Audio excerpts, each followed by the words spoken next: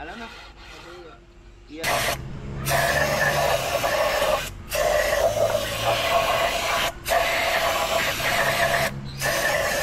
So ito na lang ang habulin natin mga boss. Itong kulay itim na to, kunti na lang, mapantay na po natin to.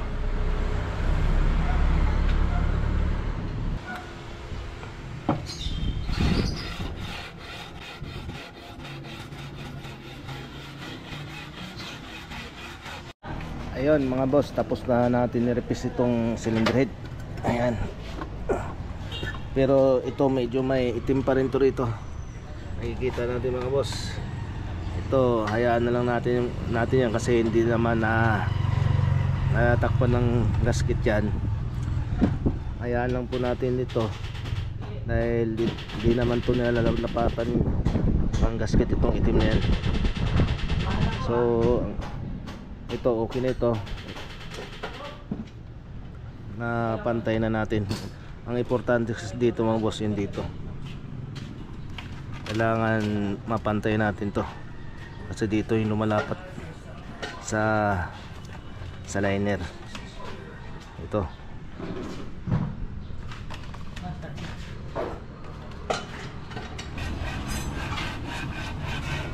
so tama na, alis mo. Sa engine block naman mga boss, naliha na po natin. So malaki pong bingkong po itong pinaka engine block niya dahil sa liha po ang tama ng liha, dulo sa dulo. So ito po siya, dulo sa dulo. Yun. Ngayon ito sa gitna mga boss, lubog. Kaya kailangan po natin na pantayin ito para mahabol po natin itong liner. Kailangan po kasi itong liner pumantay po dito dito. Ang liner papantay po dito, kaya habulin po natin itong mga boss para umabot ito, para maabot ito sa pagliliha natin. So medyo matagal-tagal ito mga boss dahil masyado malaki ang bingkong, hindi siya pantay. Dahil dito mataas, dulo-dulo mataas, sa gitna nakalubog.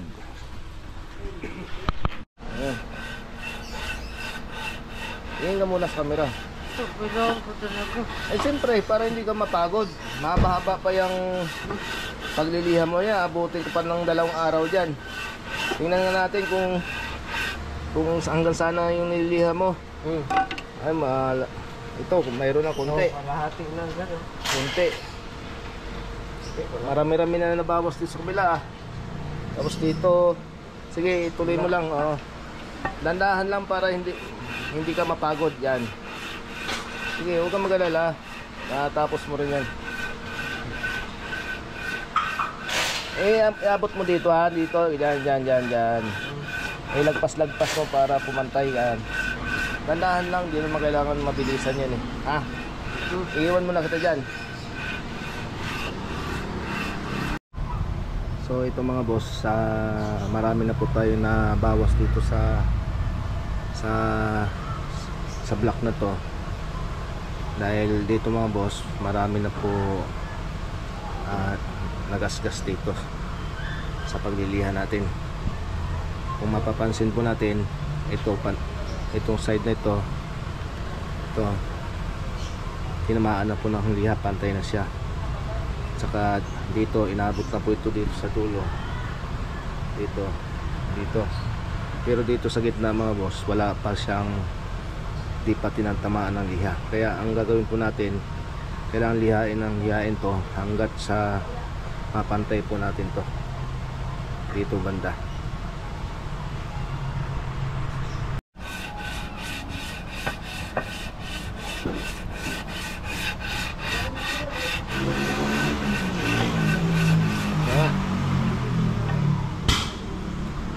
Ayun, malapit na.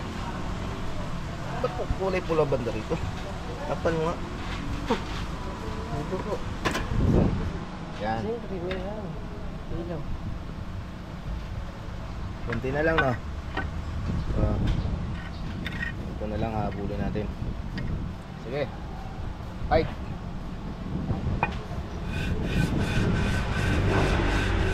Tumawa ka naman.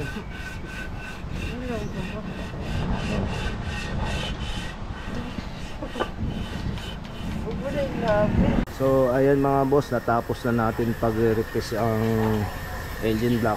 Dito mga boss, may nakikita pa tayo na itim po dito sa gilid ng liner. Kasi ang liner ito mga boss, itong makintab na yan. Ito sa gitna dito sa pagitan liner, kulay itim pa.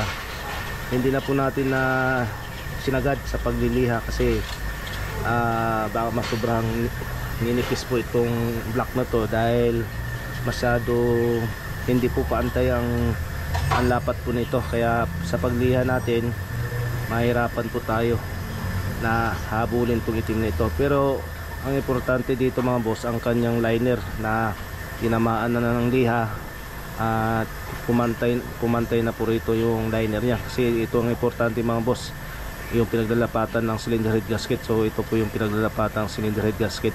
Pero itong itim nito, madali na yan, magagawa natin ng paraan yan.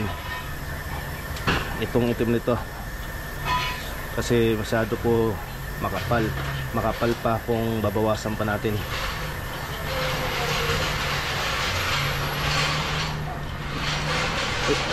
Ito yung cylinder head gasket mga boss, kasi yung nakakabit sa kanya dati asbestos lang. So ito po siya, mas madali po pag madali masira po ito, asbestos. Kaya lagi ko pong ginagawa pag ito nga, mga boss, lata po ang ipinapalit ko rito, lata. Ngayon ito yung importante dito mga boss, kasi ito po yung dito sa liner. Kasi ito po yung lumalapat yan, yung bilog na kulay itim dito po sa liner. Kaya ang importante mga boss, ang liner na pantay na natin para pag ikabit ito, lapat na lapat,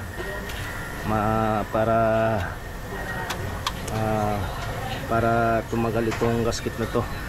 Kasi pag hindi po lapat itong block na to at kinabitan ng bago, posible na masisira din kagad pag hindi po natin i-replace itong pinaka block po nito. So ngayon mga boss, alamin natin, dahil nga po nagkaroon po tayo ng problema dito sa piston ring dahil malaki na po ang clearance dito sa piston ring nya. Ngayon papalitan po natin itong mga boss ng piston ring. Standard po ito, standard lang po siya. Ngayon isusubok po natin to kung gaano kalaki yung diferensya sa clearance ng luma at sa bago. Kahit sa oil ring na lang tayo mag-testing mga boss, dahil ang oil ring po kasi ang kadalasan kapag malaki ang clearance, yun nga po, umaakyat po yung langis dito sa ibabaw ng piston kapag ang oil ring masyado malaking clearance. Ngayon susubukan po natin to, kukuha tayo ng bago saka luma, kahit luma, isang luma rito. Ngayon susubukan po natin.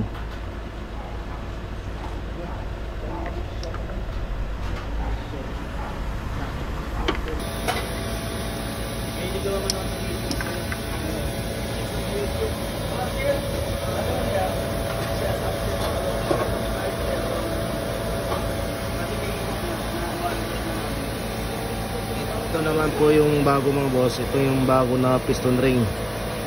Titingnan po natin kung anong kalaking clearance dito.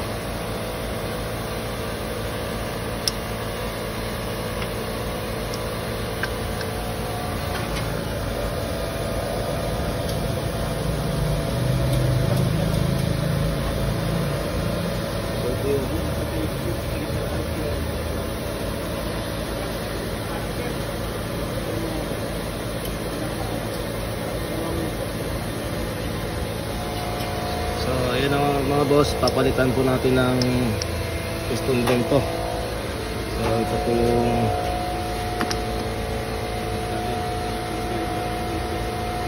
ito na mga boss, kapit na po natin ang kanyang piston ring dito sa piston. So ito po siya, apat po ito. Apat na piston, bago na po to. Bago na po ang piston rin po nito. Itong connecting rod bearing mga boss, okay naman siya. Di na namin pinalitan ng pinaka-connecting rod bearing po nito. So ito siya.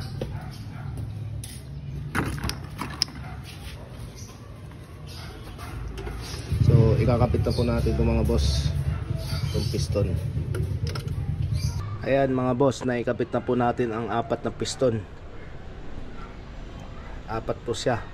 Pinalitan po natin ang piston ring. Ngayon ikakapit na po natin ang cylinder head gasket at ang cylinder head nya.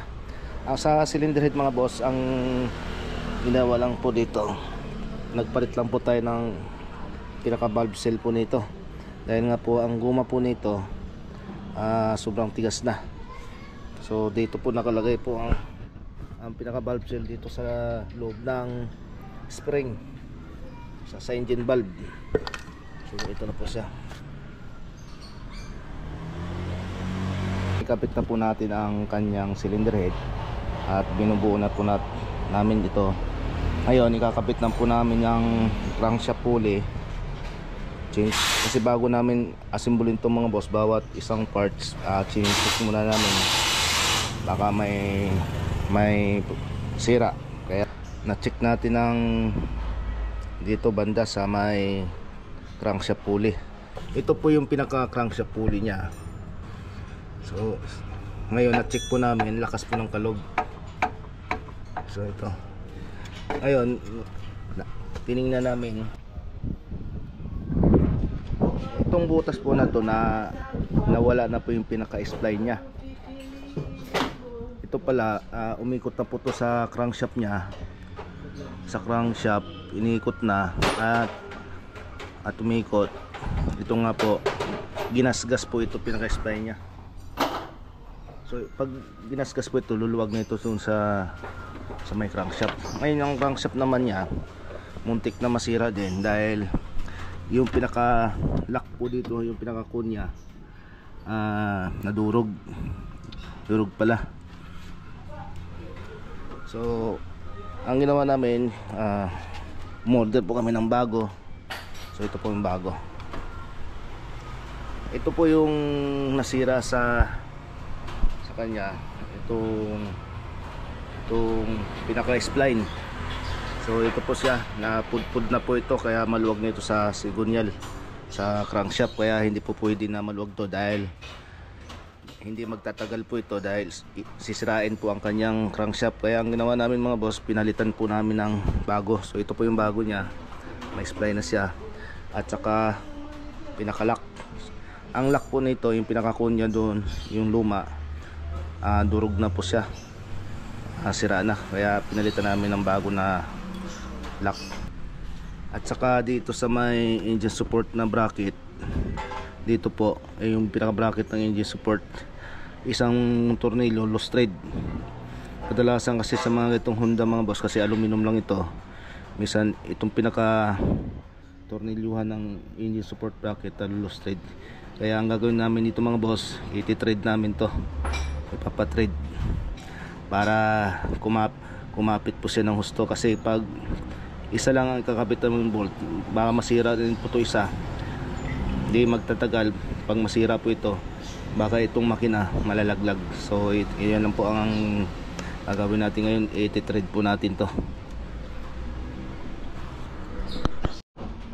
At saka isa pa dito mga boss, may kulang po ng spacer po dito sa kanyang crankshaft gear. Ang nakalagay lang mga boss, dapat dalawa po itong spacer na to, dalawa dapat to, dapat magkabilaan. Ngayon nakita po namin isang piraso lang po nakalagay, isang piraso lang sa labas. So ang ginawa namin mga boss, umorder tayo ng bago.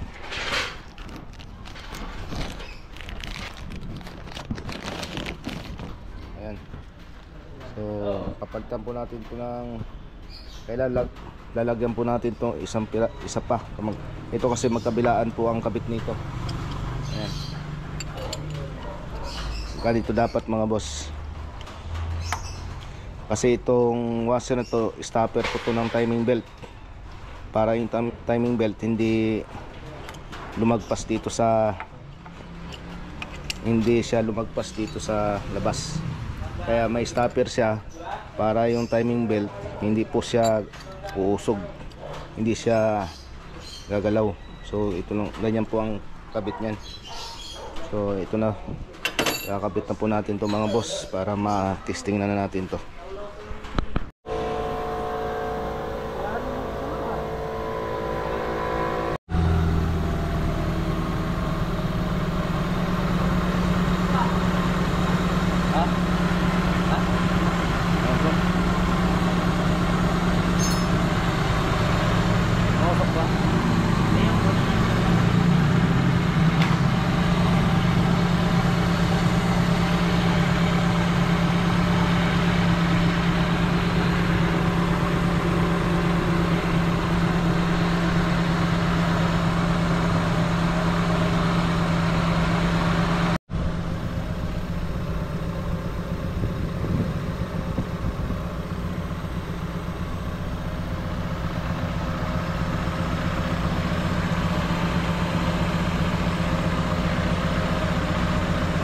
Siyambula, maayos na ang makina po natin. Matiling na po ang kanyang andar. Ngayon ang kanyang exhaust, titingnan po natin kung umausok pa rin ba. So makikita natin mga boss, wala na pong usok. Kaya inoobserbahan pa po namin to kung